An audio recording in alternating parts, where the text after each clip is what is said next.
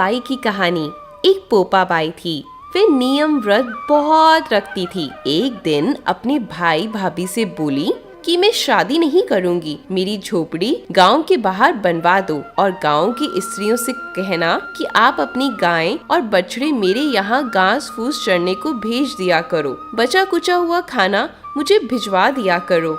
एक दिन नगर का राजा शिकार खेलने जंगल में गया।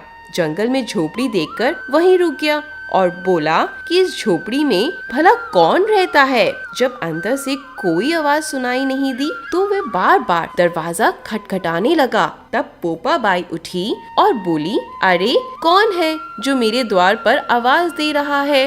राजा ने कहा, मैं इस नगर का राजा हूँ और तेरे साथ शादी करूँगा। तब पोपा बाई ने कहा, जहाँ से आए हो वहीं चले जाओ, मैं पराये पुरुष का मुंह नहीं देखती। राजा जबरदस्ती पोपा बाई को उठाकर ले जाने लगा। रास्ते में पोपा बाई ने राजा को श्राप दिया कि उसका सारा राजपाट नष्ट हो जाए।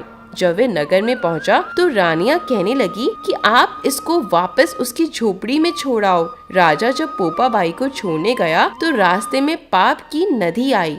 राजा उस पाप की नदी में डूब गया। पोपा बाई धर्मराज जी के यहाँ पहुँची तो धर्मराज जी ने पोपा बाई को स्वर्ग का राज दे दिया। एक बार एक सेठ सेठानी मृत्यु लोक से स्वर्ग लोक को सिधारे प्रवेश करने के लिए स्वर्ग का द्वार बंद देखकर उन्होंने धर्मराज जी को द्वार खोलने का आग्रह किया। तब धर्मराज जी ने कहा, इस द्वार पर पोपा बाई का राज है। तब सेठ सेठानी ने कहा कि हम पोपा बाई को नहीं जानते। तब धर्मराज जी ने कहा कि 7 दिन मृत्यु लोक में जाकर 8 खोपरा से राई भरकर 5 कपड़ा ऊपर रखकर कहानी सुनकर उद्यापन करें और कहें कि राज है पोपा बाई का, लेखा लेगी राई राई का। बोलो पोपा बाई की जय हो।